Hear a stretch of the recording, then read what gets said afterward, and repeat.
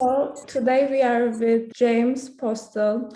He's a professor in Politecnico Milano University. We would like to talk about what is your opinion in our new topic for our new edition of Venice Design Week, which is Design for All. Thank you, Joanne. And for those listening, thank you for being here. I think design is always about ethics. And I think in that sense, design for all falls under the idea of ethics. So in the sense of ethics, I think ethics holds everything in her hands and in her head. If I can explain about the hands, the making, the sustainability, the choice of materials, the physical aspects of design and the spatial aspects of design. About the head, I think it's about human dimension. It's about inclusion, accessibility. It's about universal design. It's about how people communicate in and through space. Edward T. Hall called the word proxemics.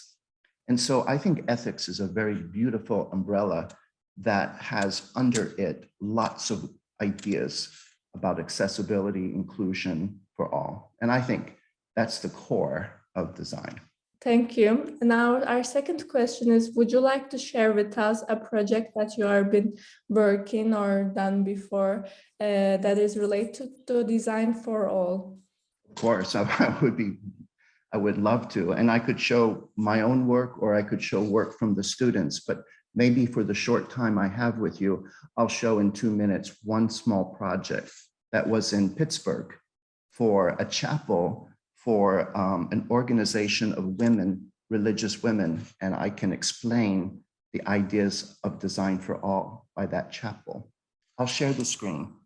So this is a website of my studio, Design Studio 161.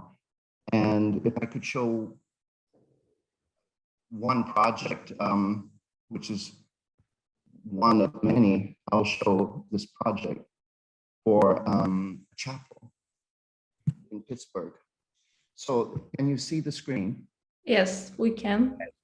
So this is a chapel in Pittsburgh for women religious for the Providence of God, St. Francis order. And it's very interesting because in this chapel, there was a corridor, there was an aisle with pews, and at the altar was a chair for the man. And there was a step, and most of the women are in wheelchairs or in walkers. And I wanted to really think about everything I could think about for inclusion and ethics for this group. So what I did is I brought the altar from the platform down into the middle of the space. And the altar has no 4 legs. It has only one body that holds up the table so that when you come to the altar, you don't hit your leg or your wheelchair on the leg. The altar is floating. Then I made the iconostas, the screen where the altar was, and I put the tabernacle on the screen. I had the sisters stitch the Assisi stitch onto the screen, and I had some of the women carve some of the crosses for the Stations of the Cross. And so there was this idea of inclusion. I asked the sisters who did the windows, and they said Nick Parendo, and he was still alive. And so I went to his studio in Pittsburgh and I asked him if he would do the glass for the furniture, and he said he would love to. So also the idea of inclusion is to bring in people who maybe worked on a project. And so I did that. If I can show you just a couple of pieces, the ambo where you read from, I wanted to expose the Bible and also had it for someone who could wheel up to read the Bible. The tabernacle uses glass from Nick Parendo. So it was something that was bringing meaning and inclusion of someone who worked on the chapel 40 years ago. And the altar, you can come up to the altar and not hit your leg, so you can walk on a walker or a wheelchair. And then they had a holy relic, So I put the Holy Relic in the center of the Fibonacci under the glass from Nick Parendo, and you can see that in the photograph. And I used a local wood. I used a red oak, which is very common in Pennsylvania.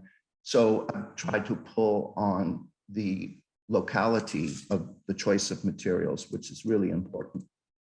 My drawings of the altar with the magic marker to kind of suggest the grain and to play with the geometry and to think about inclusion of someone coming up to the altar or the candle or those pieces.